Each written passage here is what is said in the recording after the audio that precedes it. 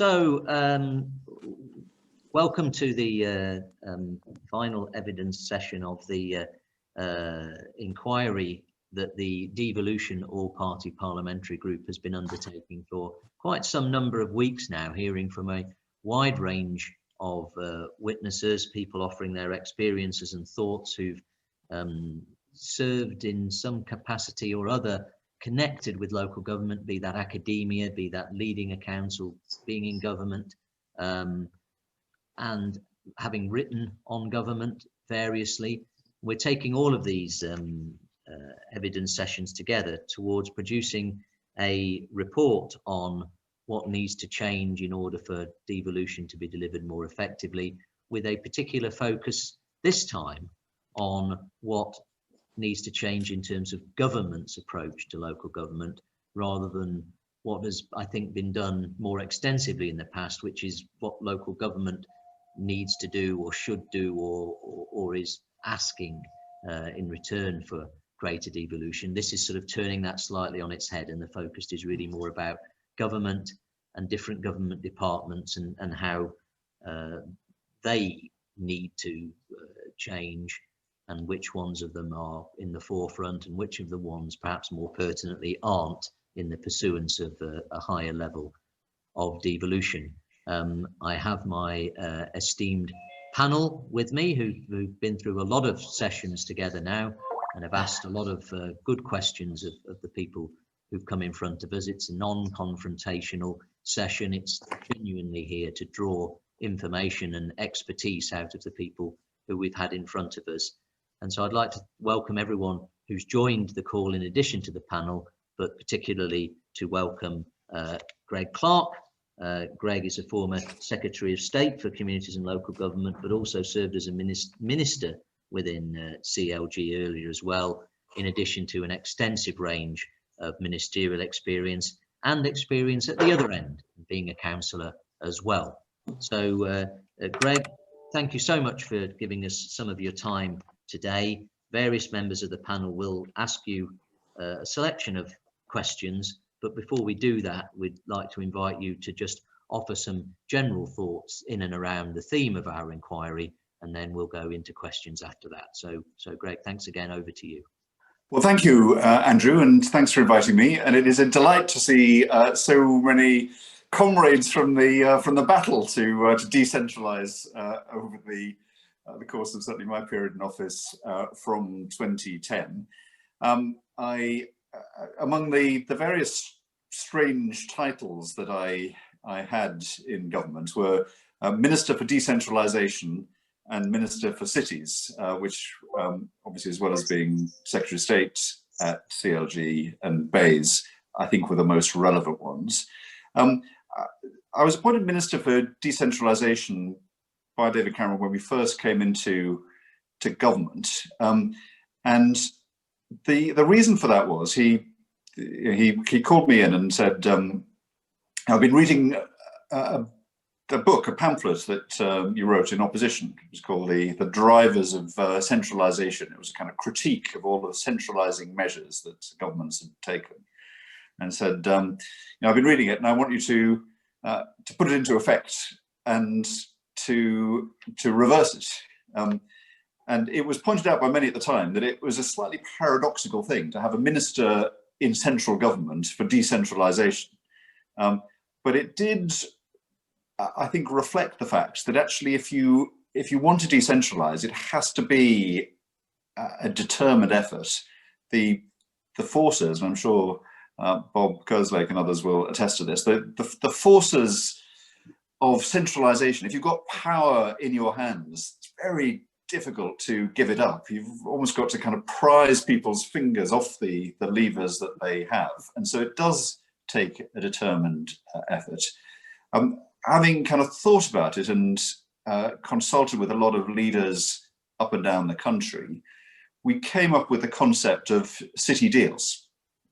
We started the first one with Liverpool, created the mayoralty in Liverpool. That was then followed by Manchester, and before long, lots of places in the country had done a city deal with central government, which was meant to be and was a sense of how proposals from particular places, in this case cities, could be done with the support, in some cases the funding of central government, but without being originated by central government. And the one agreement that I got from the cabinet at the time was that these deals had to be kind of scrutinized. There was a committee of the cabinet that was set up to scrutinize them with all of the principal domestic ministers. But the one argument against a particular deal that was not allowed to be deployed is that this is not consistent with national policy. You could say that this wasn't value for money, or it didn't make sense. It was not a rigorous case, but you couldn't say, well, we can't do it because it's not government policy. And I think, and Bob will recall, and Margaret was at the LGA in those days, it was pretty hard pounding at first, but the fact that those city deals went on to have covered quite a large part of the country, and including now in Scotland, Wales and Northern Ireland, there are city deals. They became local growth deals when they went beyond cities, and they became devolution deals when they involved the creation of metro mayors. So I do think that we did start to reverse probably what had been 100 years of centralisation, but now is probably quite a good time to think about where it goes next, because I think all of the things that are being done at the moment are things that we tried and invented in the Parliament from 2010, the two parliaments from 2010 to 2017, and now is probably a good opportunity, which is why I think the APPG's inquiry is very timely into where next for devolution. So perhaps I'll leave it there, and very happy to take questions from colleagues. Thank you very much for that. That's a good rollout of what's happened in the last decade or so. So building on that, Greg, given how central your role was in the development of that modern devolution push, how successful would you say it has been up to now? And in what ways henceforth do you think it can be improved? So I think it's been successful up to a point. And I'll give you one example of that.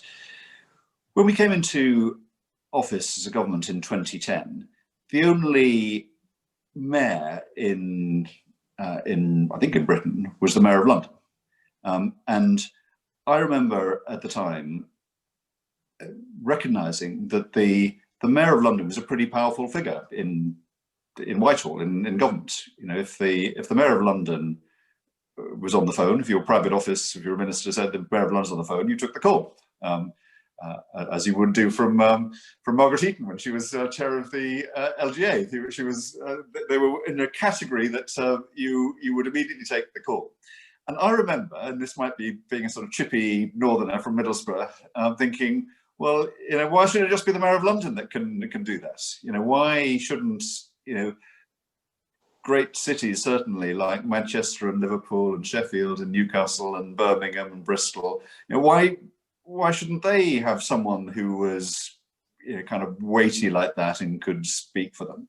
And now I think we do. And I think we've seen during the pandemic the prominence of people like Andy Street and Steve Rotherham and Andy Burnham. I think they do have that that recognition and visibility and power, kind of soft power it is. And if I look at some of the work that's been done, if I take the West Midlands as an example, some of the work that, first of all, the combined authority there, and then the mayor have done to drive investment and to really have a prominent economic agenda in the West Midlands, and this applies to other areas as well. I think that is there now. And again, in terms of what we inherited, although economic development has always been, one of the functions of local government, it probably wasn't as prominent as I think it is now, either under the mayors or under the combined authorities, or actually under the the local growth deals. So I think it's had a positive and beneficial effect. But I think it's now reached a level that we need to decide whether to keep it at that or whether to go further, and obviously that involves kind of powers and again a greater letting go by central government. Leading very nicely into Clive's question. Clive, over to you. Thanks, Andrew. Yeah, exactly, Greg. You must have anticipated it. So very much while you were involved, devolution was about doing deals with individual authorities or collections of authorities. Yes. Was that necessary to get the process started, or is it the way devolution ought to continue for the future? Well, it's a very good question, Clive. I think it was necessary for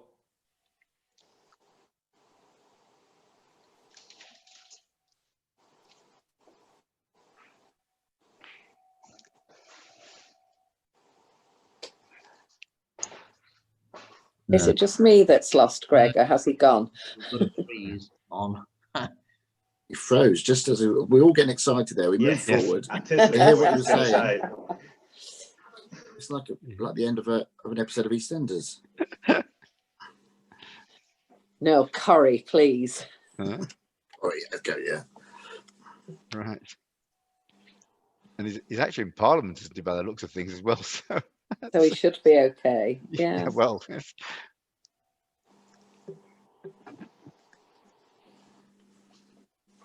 Talking about curry, Dorothy, I think I'm the only person who's in the United Kingdom who's never ever seen it.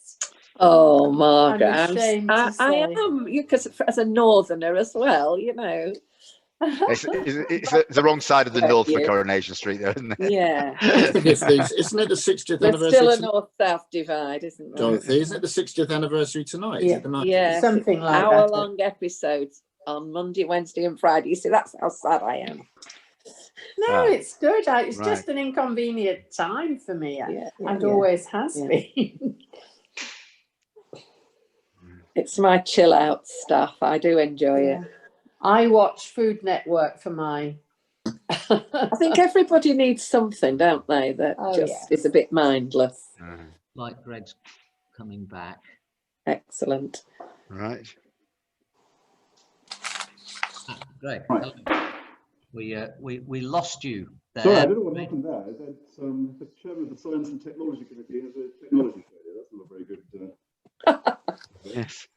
I switched device. So I was saying to Clive, if I tried to do it for every city in the country at the same time, we'd have got a flat rejection. There wasn't the kind of discretion to be able to do that.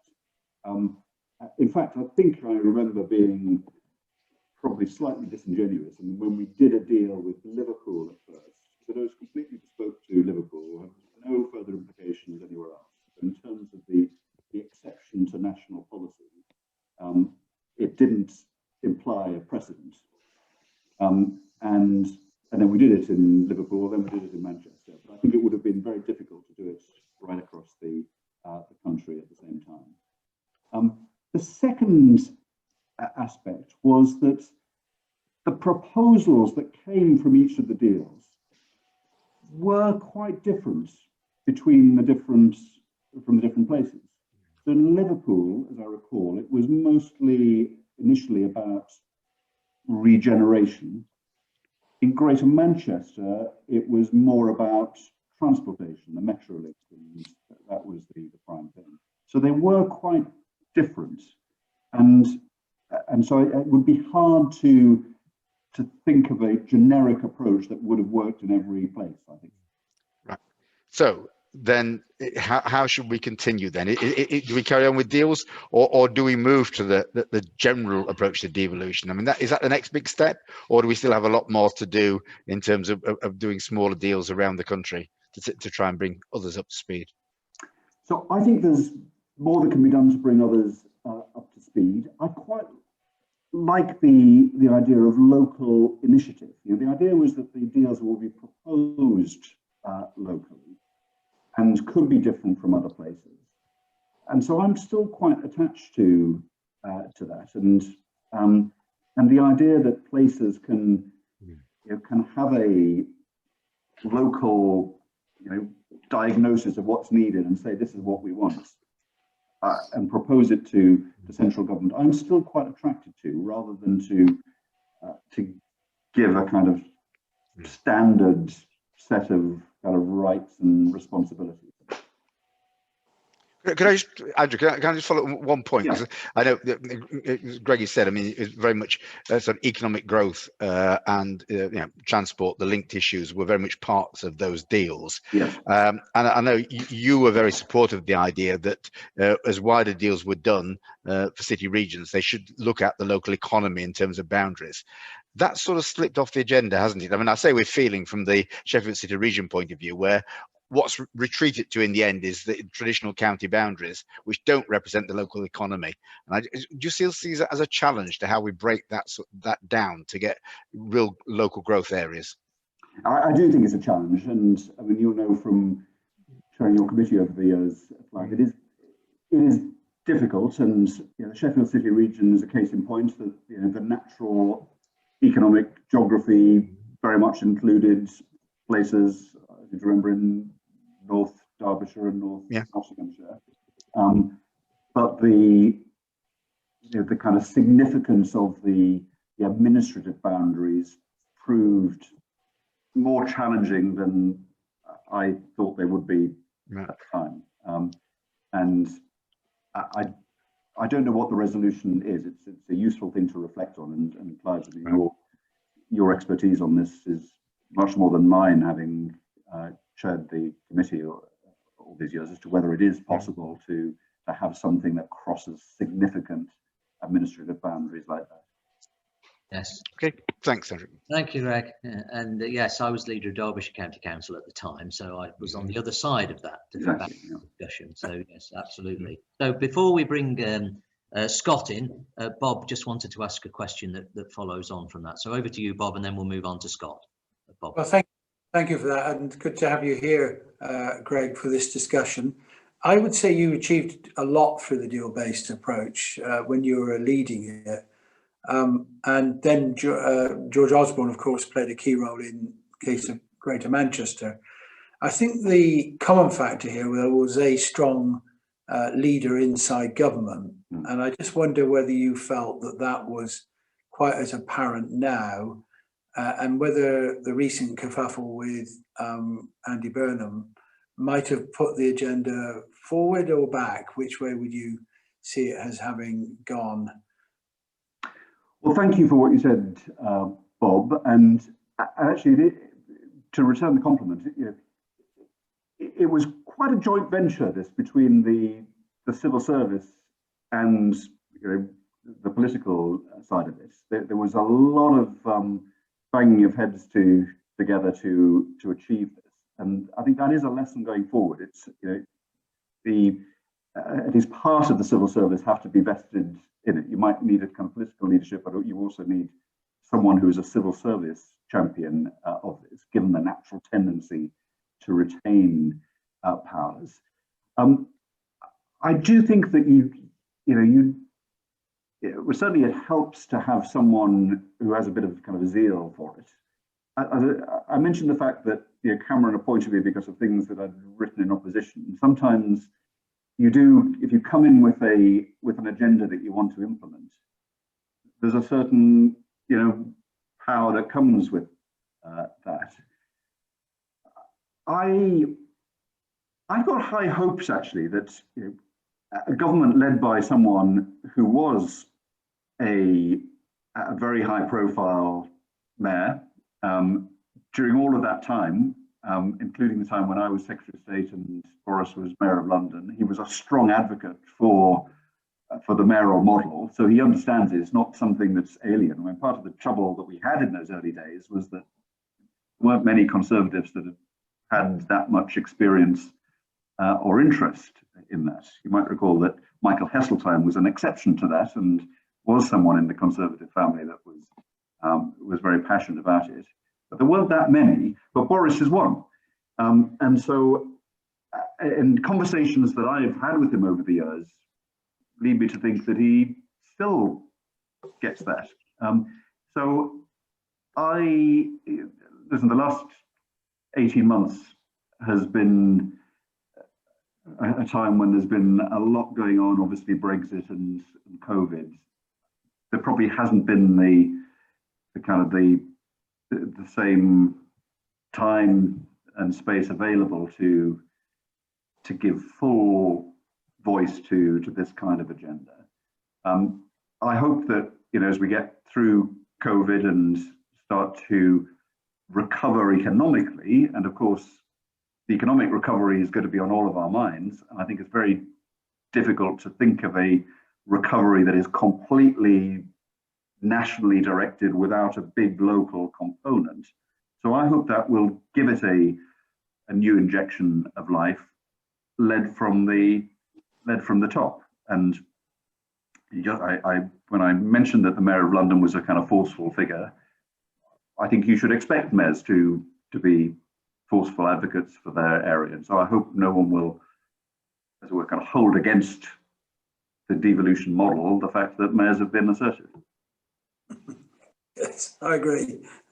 Can't see him, but we can hear him. Hopefully, Scott, over to you. Thanks, Andrew, and apologies for my camera not working today, Greg. One of my first memories after being elected in 2015 was sitting in your office with Lord Heseltine thrashing out the Cornish deal. I'm sure you remember. I do very well, absolutely. So my question is about the barriers in in Whitehall. What do you think are the largest barriers in Whitehall that limit the scope of local devolution and place-based deals? So, yeah, where do they come from, and what levers do we need to pull to make them work faster? So I think two things, Scott. I think one is, perhaps a natural and understandable sense that if you're in the centre and the powers are with you, that you think that's the best place for the powers to be, and you're the best person or people to take the decisions. And it comes with often, I'm afraid, some skepticism that people locally are capable of taking these decisions, and so that is a big barrier. And it's even my very good friends in the civil service, I think, are a bit prone to think that they're really the best people to be taking these decisions. So I think that is an obstacle. I think the second thing is the siloed nature of central government. The truth is that if you're in a place like Cornwall, as the Cornwall deal illustrated, it has health aspects, it has environmental aspects, it has transport aspects, it has educational skills, training aspects. If it's about making Cornwall more prosperous and a better, an even better place to be, then it is all-encompassing. And for councils and authorities and MPs locally, Scott, you're used to dealing with all of these things in your role as an MP. Whereas when it comes to Whitehall, you've got a transport department that is fiercely protective of its programmes and budgets. You've got an education department that doesn't want to give up its budget and powers. Same with welfare. And that is a real obstacle. So I'd say that they're the two main ones. Okay. And does the power and responsibility lie with the Secretary of State in terms of what can be devolved down, or does that sit primarily with and principally with Prime Minister? Well, so it's with the Prime Minister in effect, and I would say the Chancellor, to this extent, that if you've got a Secretary of State for a particular department, say education or transport, that really doesn't want to devolve or to kind of pool budgets or whatever, then they can say no. And so you need the backing and the authority of the Prime Minister and or the Chancellor to be able to say, no, this is how we're going to do it. So it is difficult to proceed without that top level cover, I would say. Right.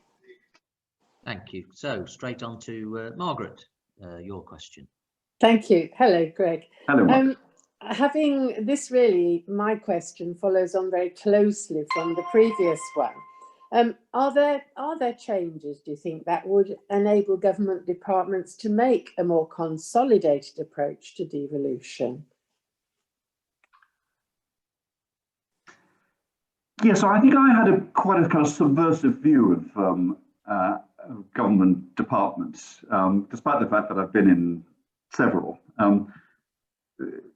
We established a unit called the Cities Policy Unit at first, that Bob will remember, that was in the Cabinet Office, and I insisted that it should be in the Cabinet Office so that it would be seen to have a kind of cross-departmental role. But even though I was a minister in DCLG at the time, and very happy to be there, enjoyed that aspect of the department, I thought that if this unit was in DCLG, it would be seen by other government departments as being narrowly DCLG. Having it in the Cabinet Office gave it a kind of broader reach. We had a little kind of Zoom call it was a leaving party for someone that was a veteran of the Cities Policy Unit, and it dredged up all sorts of kind of sayings that apparently I used to kind of motivate the team. And at some point there was a complaint about government departments standing in the way, and I said, I don't believe in government departments. There's money and there's ministers. That's all that counts. And that sort of is my view. That is, government consists of ministers and money, and you shouldn't be hidebound by what are fairly arbitrary structures. So I think having cross-government approaches, and the Cabinet Office is quite a useful home for that, both because it is, by definition, a kind of cross-government department, but also traditionally and literally it's close to the Prime Minister's office. I think that's quite a good way to give the leverage that you imply, Margaret. Thank you very much. And now, Dorothy, your question, please. Thank you. And can I say, Greg, that I was a directly elected mayor when you were doing your work, and I was also very encouraged by your approach and your stance. So I would be interested in a quick sort of précis of what you feel about the mayoral model and whether that will be still a key sticking point going forward or not. But to the main part of my question, you've kind of covered it, so I want to nail it down a little bit more. When do you think we've actually got a 2 or 3 tier system now, so there is an issue about all parts of the country being different, which isn't a problem. We should be able to live with that. But your comment that I found most pertinent was that the Chancellor and the Prime Minister can say no. Yeah. So when do you think we'll actually move from decentralisation to devolution? And how do you see that going forward? Well, thank you for what you said, Dorothy. I assume that by that you have in mind kind of fiscal powers, the ability to kind of raise powers that can't be clawed back, yes, that are actually in communities vested there by law and not by a Chancellor or a PM who want to say no. That that they're there. Yes, I think clearly one of the weaknesses of the present system is that it is relatively easy to override. The powers that mayors have are kind of granted, lent by central government departments rather than vested in either the mayors or the combined authorities or the local authorities. I think that, again, one of the reasons that I didn't argue for a kind of new constitutional settlement was, to be honest, because I didn't think that I would succeed in that. Whereas I felt that a bit like the mayoralty of London, say, no one debates abolishing the mayoralty of London because people have experienced it and regard it as successful. I hope that's the case in Watford. So we achieved sort of constitutional reform by establishing them and hoping that they would take root. But I do agree with you that they are vulnerable to being, you know, deprived of resources say, in future or authority. And as I said at the beginning, this may be the time to kind of reconsider. Now we've had plenty of experience, whether it's time to kind of make those powers a bit more formal. There was always a bit of a question about tax raising powers for mayors in or the devolution model generally.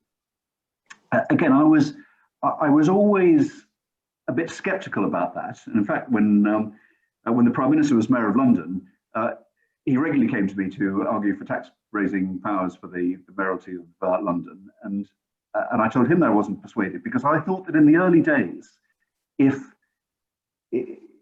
mayors or more generally devolved arrangements were associated in people's minds with taxes going up, then this would be a negative association. And there were lots that mayors could do, and I shouldn't just harp on about mayors, but lots that devolved administrations could do to do things better, even on existing budgets for local places. And I thought, you know, proving that first, rather than having in people's minds that if you vote for a mayor or you have a devolved arrangement, this is going to mean your taxes are going up. I was a bit concerned about that. But I think we've now reached a, you know, or whatever it is, sort of 7 years after we introduced some of these new arrangements, time now to reflect on what the next stage is and whether that should be a more constitutional grounding for them. And how do you think other areas will catch up?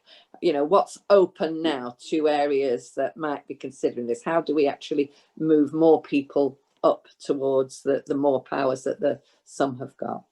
So I think you've got to be quite hands-on with it.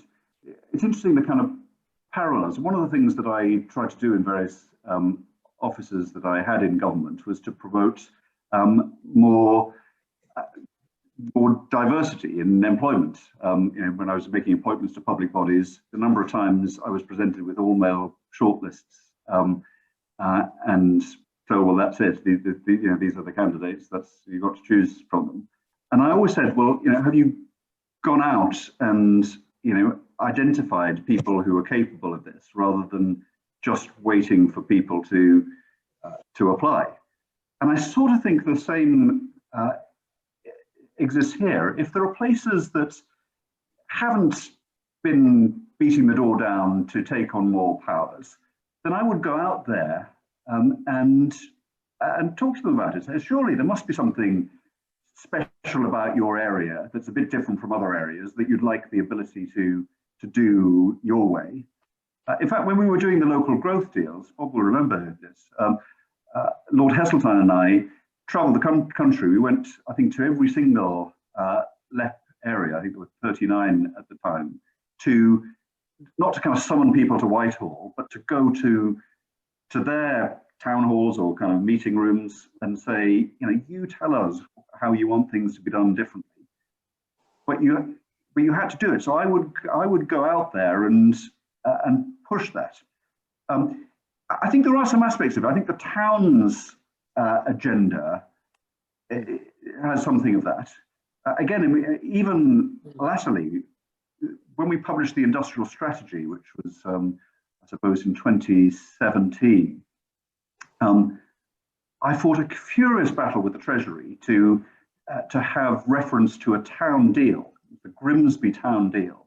And finally, I think it was 6 hours before the document went to press, I was finally allowed to mention an aspiration to have a town deal for Grimsby, because my colleagues in the Treasury were very fearful that, you know, if we started with Grimsby, we'd end up with other town deals, and where would that end? Yes. So it's proved.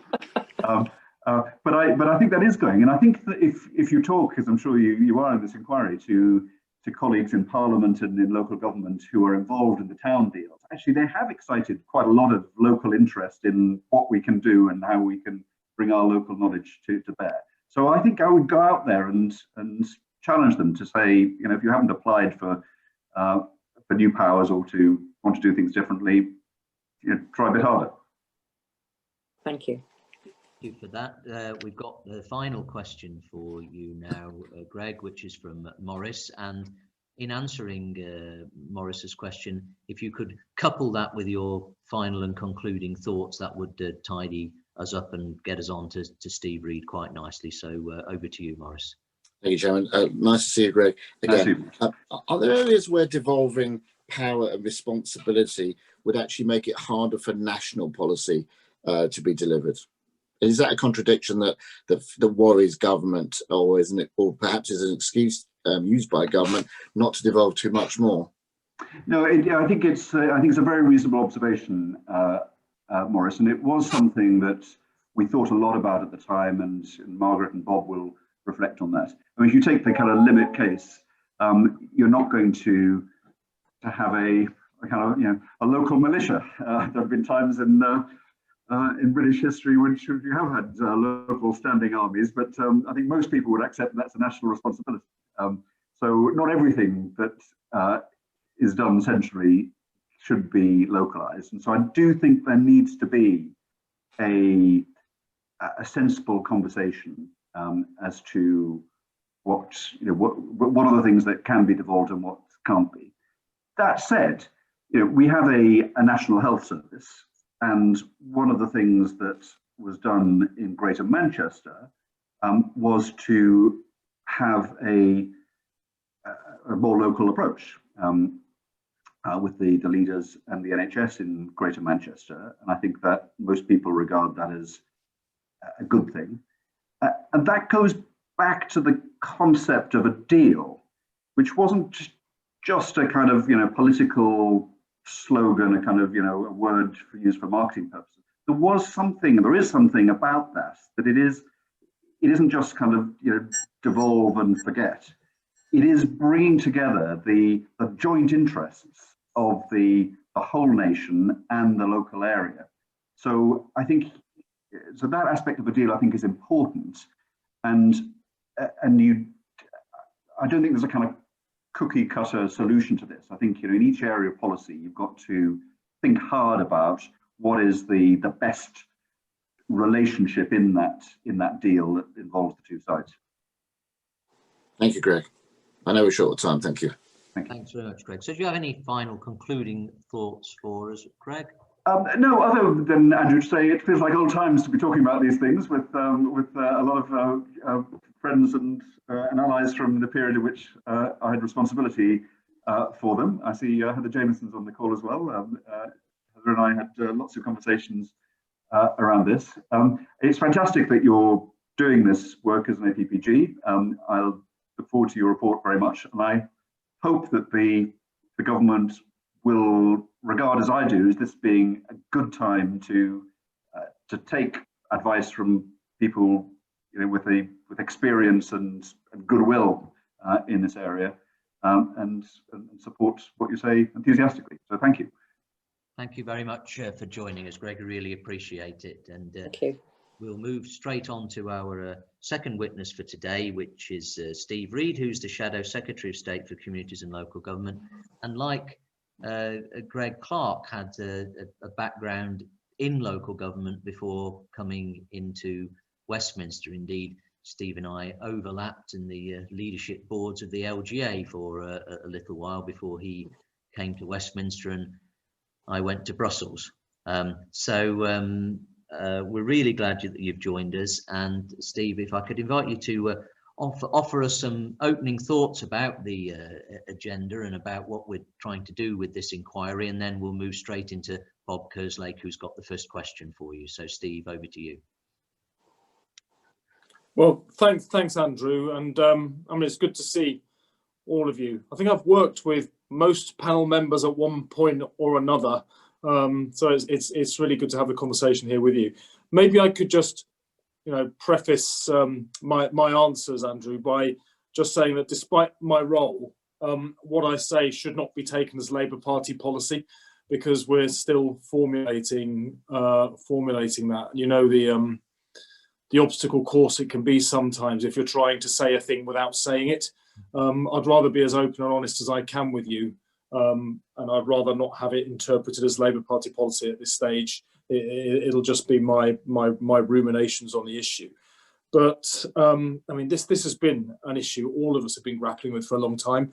So, you know, I'm delighted to see such an illustrious panel coming together to try and bring something together to offer the government and Parliament more widely. I think the period we've just gone through, we're still going through with the pandemic, has really brought home to me just how badly over-centralised this country is. Many of the things that have gone wrong in the pandemic are rooted in the instinct of government, not just this one, but the governments that we've had, the instinct to try and control everything from the centre. So the failures we've seen on PPE distribution, test, trace and isolate, shielding, all of that seems to me to stem from a refusal to let go of power at the centre, even though the expertise and insight on the front line was better placed to tackle many of these issues. But government ministers, as government ministers of all parties and at all times nearly always want to do, seek the glory of trying to find the solutions to impose on absolutely everybody, when the glory actually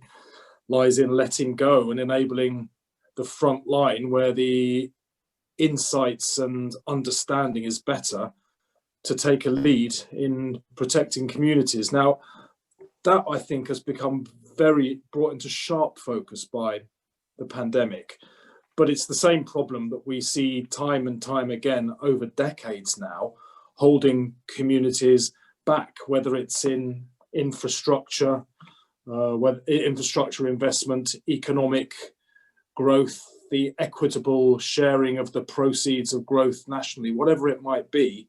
The tendency of the British state to over-centralise has become a major problem in holding the country back.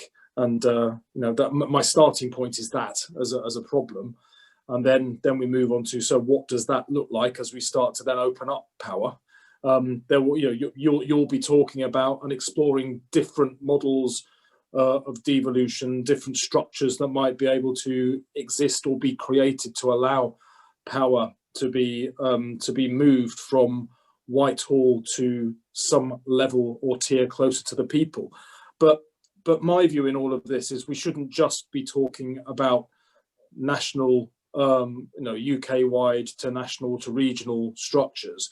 We also need to be looking at double devolution as an integral part of this, because even local government as it is now can feel extremely remote to people who find it unaccountable and unresponsive, and fails to involve them in decisions that affect them, their families and the communities that they are part of. So for me, this can't just be about shifting power from one tier of politicians to another tier of politicians. It has to be about how do you give people themselves the ability to assert voice in the workplace, in their community and over the public services that they use within a framework of a more devolved British state. Thank you very much for that. It's a good setting the scene statement, but notwithstanding your opening remarks, Bob, you have the next question. Well, thank you very much for that, Andrew. Steve, we had an interesting conversation with Greg about the deal-based model, which has been in operation for some years now, which has certainly moved on devolution in some places and brought some new funding as well. I'm just interested to get your thoughts about the deal-based model, whether you think it's run out of road now, or whether it should be something that government continues with. What's your thoughts about the whole approach, if you like? Instinctively, I find it too limited and too top down in the way that it's shaped and imposed, and too often involves devolving responsibilities without necessarily also devolving the powers and the resources that are required to carry it out. That's all negative, what I've just said. And I think, that insofar as there has been some devolution, that's to be welcomed. But I don't think it's been done in the right way. And the way that it's gone, it's started to move more recently. It's starting to look more like local government reorganisation than a serious attempt to devolve powers from Whitehall to other parts of the country. And the letter that we saw from the county councils network talking about some of the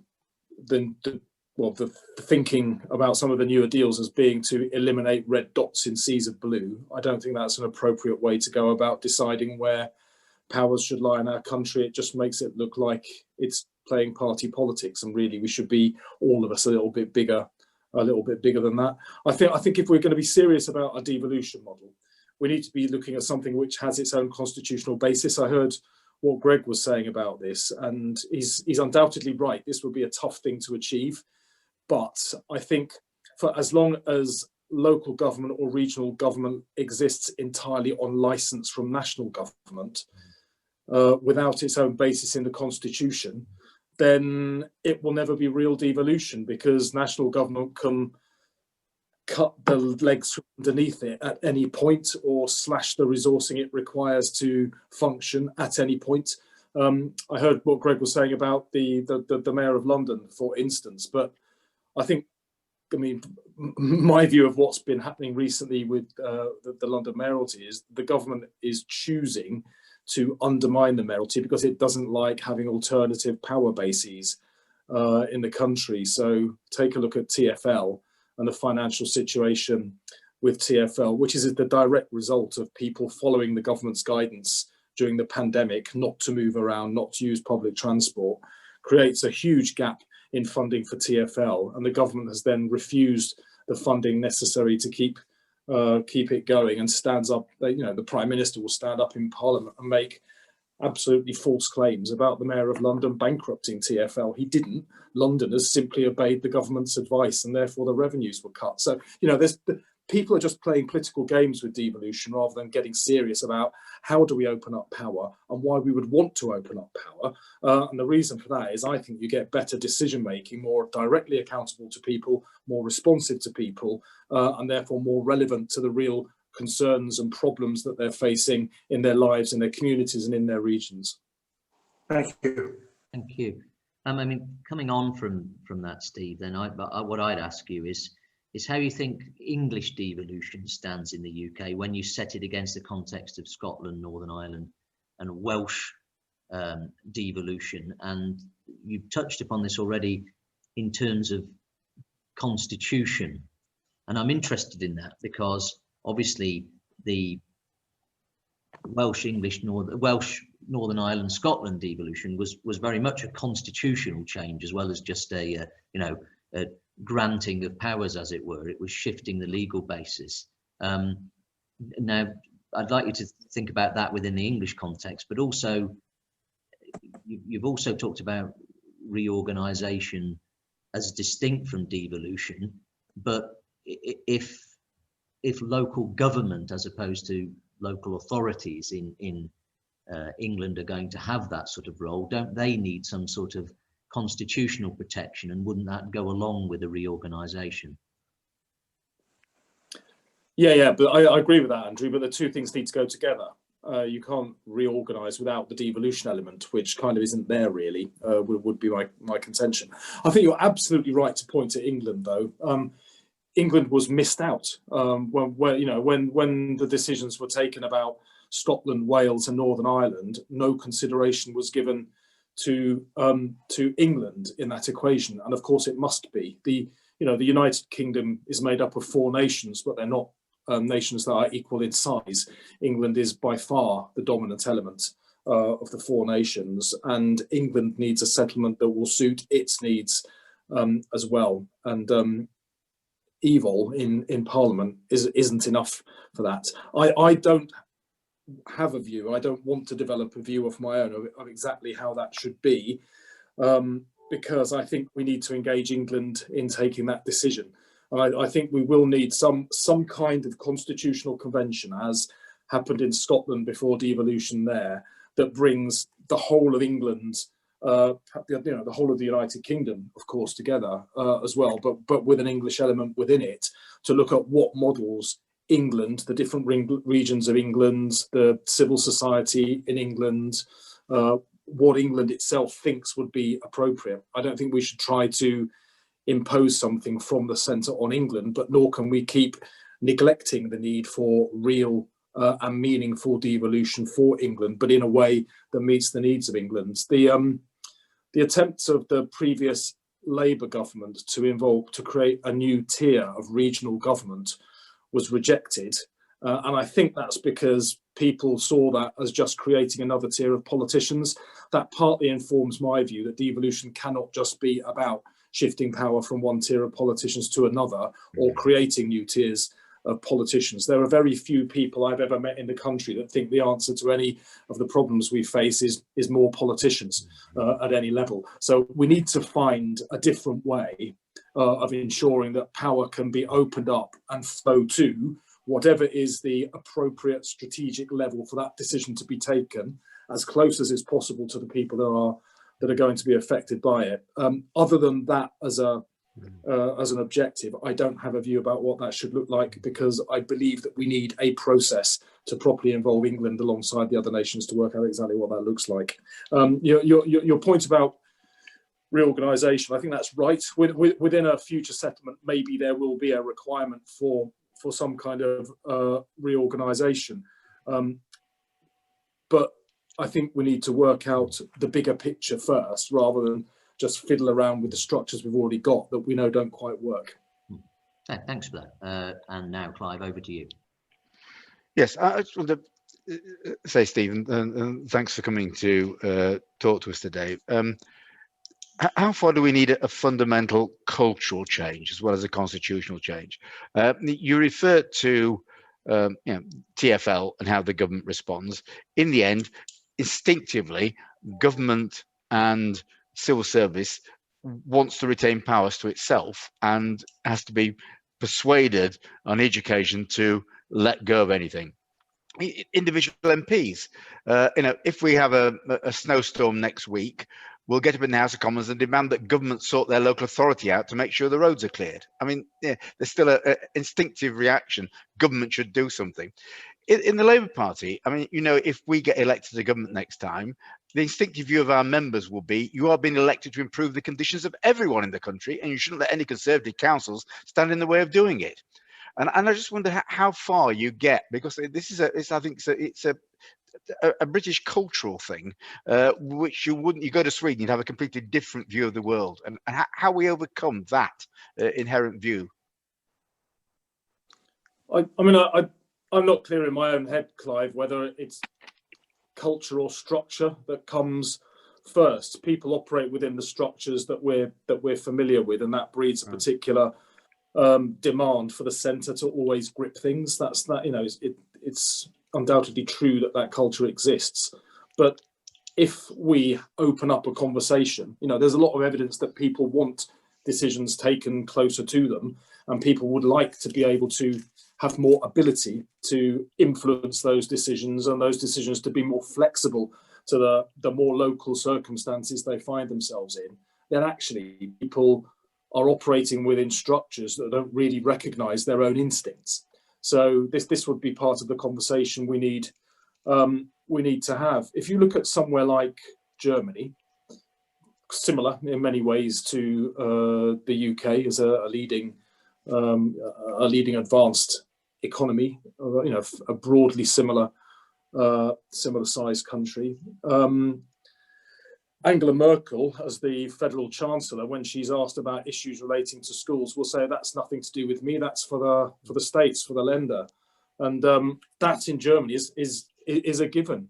I don't see why we can't get to a similar point here, where there would be certain decisions that are taken at a national level, a UK level, where that is the appropriate level to take them, but there would be other decisions that are taken at a more regional or even more local level than that. And within a new settlement, that would be what is allowed. One of the reasons I think you need a new constitutional basis for this is the tendency will always be for politicians in the higher tiers to try and suck up powers to themselves. And we need to resist that. And that means having a different constitutional basis that allows powers to operate at a level which is more appropriate to them. I guess that pushes you on to what is the appropriate relationship between national government, regional government, or local government in a more devolved world. And my observation, both previously as a council leader and more recently as an MP, is that ministers always want to create a ring-fenced budget that they control and that they will dictate the terms of how it is used to solve a particular problem. One of the things I thought this government was right to do way back in 2010 when they came in was to unring-fence the 150 or so ring-fenced grants that by then existed, that completely tied the hands of local government leaders over how they could spend the money that was available. It effectively skewed money away from local priorities towards national government's priorities, which was incredibly inflexible and led, in my view, to money not being spent in the most appropriate way. Now, this government did that back in 2010, but then incrementally they've started creating more and more of their own ring-fence budgets, because sad to say, that's what governments do. So, when and if we get to a new government, I hope certainly if I'm in it, one of the first things we would seek to do is to de-ring fence some of those grants before presumably starting off on the whole cycle again, unless we reform the system. A more appropriate model to me would be, it's entirely legitimate for a national government to define the outcomes it wants to achieve, but it's also entirely legitimate for regional or local government to define their own outcomes as well. And I think while government should define its national outcomes, it should be left to regional or local government to determine exactly how it wants to achieve those outcomes. And then you allow for much greater levels of innovation, creativity, perhaps even risk, which is part of what we need to accept if you're going to be more innovative. And then the whole country can learn from what's working better in some areas than other areas. So an appropriate relationship between national and regional government is one where national government can't always just swoop in and impose its view on different tiers. A constitutional basis would guarantee that. You'll need a different model of distributing resource and funding, which is a hugely contentious subject that I'm not going to go into in detail, but I look forward to seeing what your report has to say about that. But I think the principle there, define outcomes, don't control how those outcomes are delivered, and don't override local priorities as well, should all be part of a different settlement. Just very, very simply, others want to come in the question as well. Should we turn the argument around and say, instead of arguing what should be devolved, but say, assuming that most decisions are better taken nearer to the people who are affected by them, we should then have to argue for things to be taken to a higher level to be decided? I think that would be a very good starting point if you're trying to work out where things should be. Like, generally, when the government talks about devolving things, we don't see any reduction in the number of government ministers or government departments or national civil servants. So it's kind of like we have a very, very large government. I think this is still the case. We have more government ministers in the UK than France and Germany combined, without necessarily seeing an improvement, an improvement in government decision making that would reflect the additional number of ministers that we have. And I think if you're going to devolve things, going to get rid of things, decision making from the centre, and genuinely move them somewhere else, you don't need so much national government. You don't need so many national government departments. You don't need so many national government ministers, because they won't be involved in taking those decisions anymore. I would like to see national government adopt a much more strategic role rather than a doing role, and those other functions devolve to an appropriate level, whether that's the nations of the United Kingdom, the regions of the countries of the United Kingdom, or even more locally than that, and with an element of double devolution applied to that too, so that communities can genuinely assert voice and have the power to make their voices heard over the things that are more appropriately, the decisions that are more appropriate taken at that level. Thanks, Andrew. Thank you. So pushing back from where we want to get to how we get there, we've now got a question along those lines from Scott Mann. Scott. Thanks, Andrew. Yes, Greg talked about it a little bit, but we agree, Steve, that getting power down to a local level allows us to address some of the social and economic challenges that we see, but many times those challenges will be cross-departmental. So I guess my question is, what changes need to happen across government to form a more united approach to devolution? So it doesn't just sit within one department, but a kind of a more joined up approach across different departments. Well, yeah, thanks, Scott. I think less national government would help to achieve that. If there's, if you consolidate government departments so that there are fewer of them and they have broader strategic remits, then you're not going to be cutting across so many silos in the first place. Like before I got involved in politics, even at a local level, I was a publisher, and I used to publish in business and management, and we had a big publishing list on organizational psychology and organizational behavior. And I think it's pretty established that any organization over time will seek to increase its own power and resources. Instinctively, any organization will do that if there's not a countervailing force to prevent it.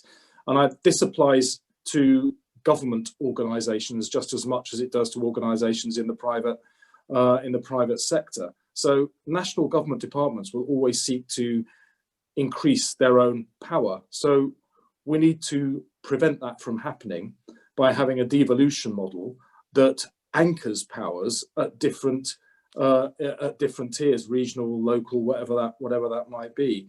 The LGA, I can't remember when it was, back when Margaret was running it, but came up with some very interesting proposals about what's it called, rewiring local governments.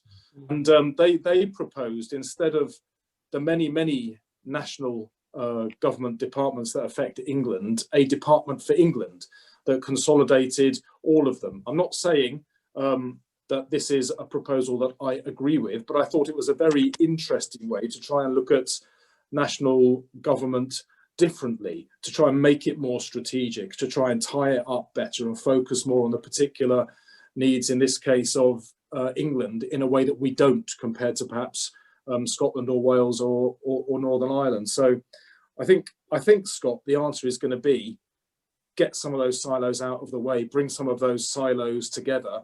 If you're going to increase regional power, then you must decrease power at the centre, because power is a zero-sum game.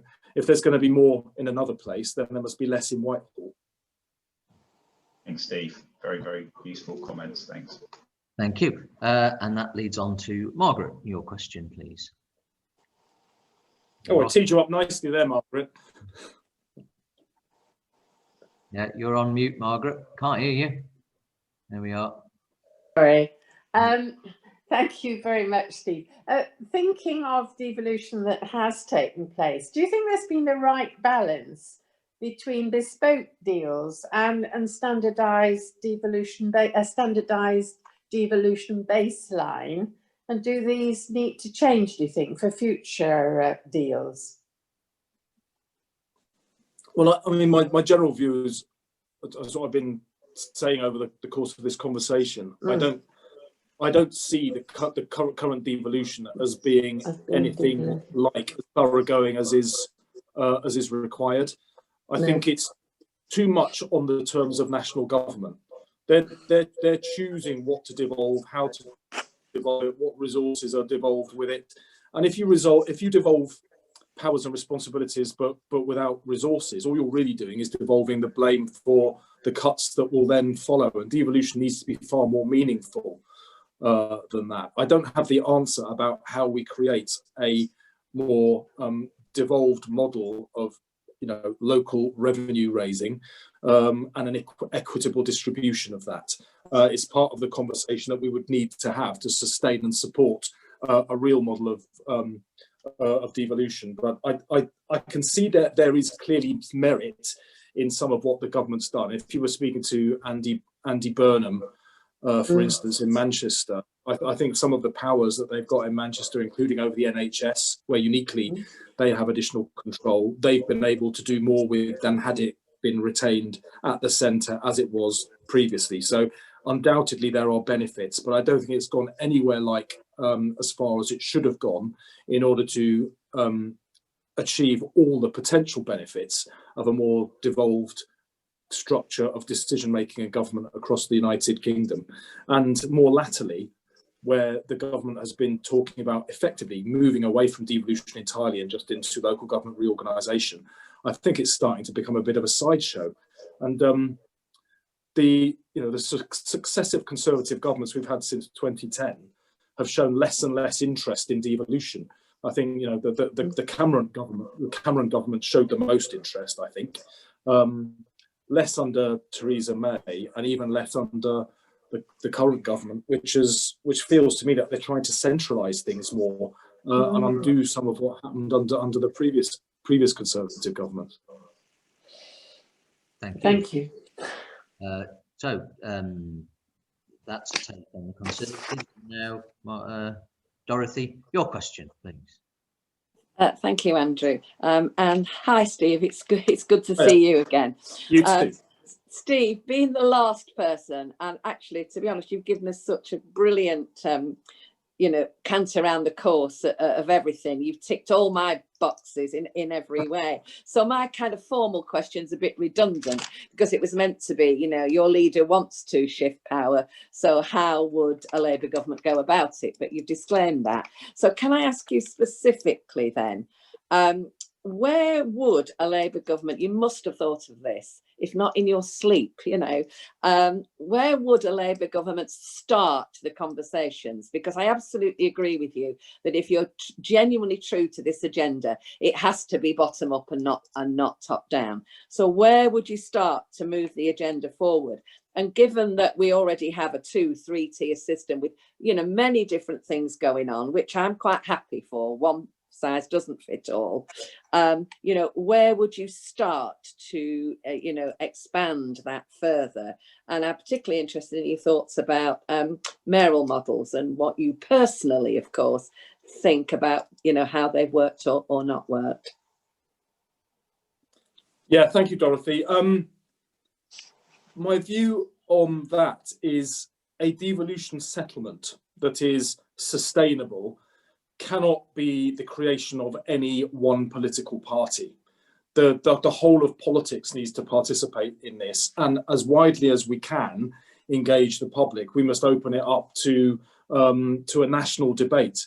I think what happened in Scotland when the Scottish devolution model was set up has lessons that we can learn from. The constitutional convention they had that involved political parties, politicians, but also civil society, business, trade unions. It's very, very important that we engage as much as the country as possible in creating a new settlement if it is going to last. Otherwise, it will just become the plaything of political parties as they come and go in government. So we really have to do that piece of work sincerely. I think as well, Keir Starmer in his leadership campaign talked about setting up a constitutional convention, which doesn't necessarily require us to be in government. Now, no, we need to wait to see how his thinking has developed on that. But I think it would be entirely possible for the Labour Party, working with the other political parties and civil society and business and trade unions, to initiate this conversation and to do it not as the creature of our political party or any other political party, but just bringing together those groups in society that want to have this conversation, as your APPG is currently doing. So I think we could initiate it even without the government kickstarting it itself as a national movement of many of us as interested citizens who want to see this country governed better and who want to see power closer to the people who are affected by the decisions of the powerful. The pandemic has really flagged up in such stark ways how an over-centralised state does not serve the British people well and why we need something different. Well, there's enough of us that think that we could initiate, I think, a programme, a project to start having that conversation, and it would be great if the government wanted to be part of that. But I think it's important that no one political party leads it. Otherwise, everyone won't take part in it. My views on the mayoral model, or indeed or any particular governance model, my view is that the model of governance that you have should be determined by the people who are going to be governed by it. And we too often have had national government imposing their view on localities rather than listening to what would work best for that locality and for people in that locality. So, you know, it's kind of counterintuitive to create devolution models and then impose the model of governance or the model of devolution on a community top down. If you're going to do it in a devolved way, well, let's have that conversation in a devolved way and see what works best for that locality and the people who are in it. I think even when you're talking about who will be in a particular region that is to receive powers, where will the borders be, where will the boundaries be? Surely that should be a conversation for people who will be part of it, not just for national politicians to impose. Surely the area that is going to receive devolution should be an entity or a natural community that people living there recognise and feel part of. And surely if we want to be getting economic benefits out of this and be promoting greater economic growth, then it should reflect a natural economic footprint as well, so that the decision making that will be happening at that level will be able to drive growth to the benefit not just of that region, but probably actually to the benefit of the wider country as well. So for me, it wouldn't be for me if I were ever to be Secretary of State to impose. I would like to see people choosing what works best for them, and then my job would be to go along with it. Thank you very much, Steve. We've intruded into your time quite a bit, but Maurice has a final question which gives you an opportunity to just sort of sum up, and then we'll say thank you to you, Maurice. Thank you, Steve. It's really a follow-up from what you were just saying just now, actually. Do you believe one size fits all, or actually people should define with the support of local residents, communities, etc., how they should be run and governed? I think I agree with you that there isn't a one size fits all, and it does concern me historically when we were told, well, in order for you to have this, you've got to have an elected mayor, you've got to have this, and you've got to have that. Whereas if you're going to not just decentralise but devolve, don't tell us what we've got to have. Let the people tell us what they want. And I'm just wondering if that's something you concur with. I think I know the answer, but I'd like to know what you think. Yeah, there's a very easy answer to that, Maurice. Yes, I agree with everything you just said. I think that is the way to do it. You know, the whole country isn't the same.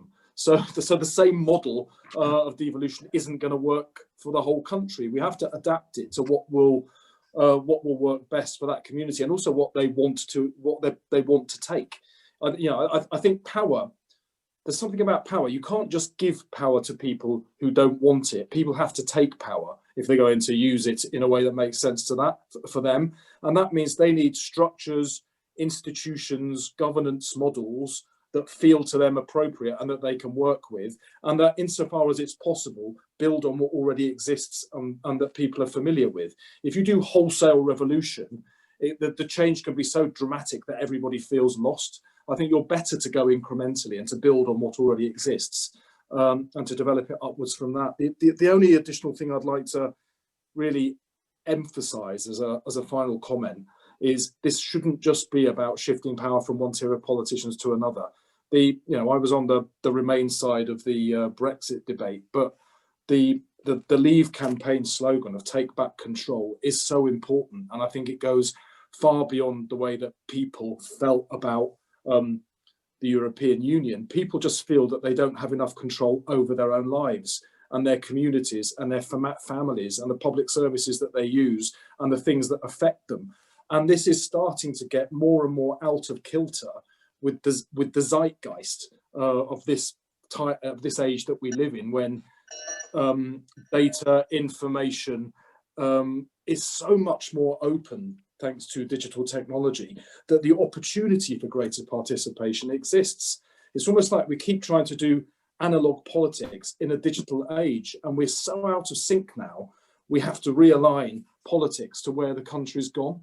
And If we don't, we'll eventually face a crisis of legitimacy that will deliver far more stunning results even than the outcome of the EU referendum. And I think we need to wake up, smell the coffee, see the fact that the people of this country want a bigger say over the things that affect them and their localities and their regions, and work with the people of this country to create a much more devolved model that opens up power and participation to people on their terms, however they want that to be. Thank you very much, Steve. Thank you for those concluding thoughts.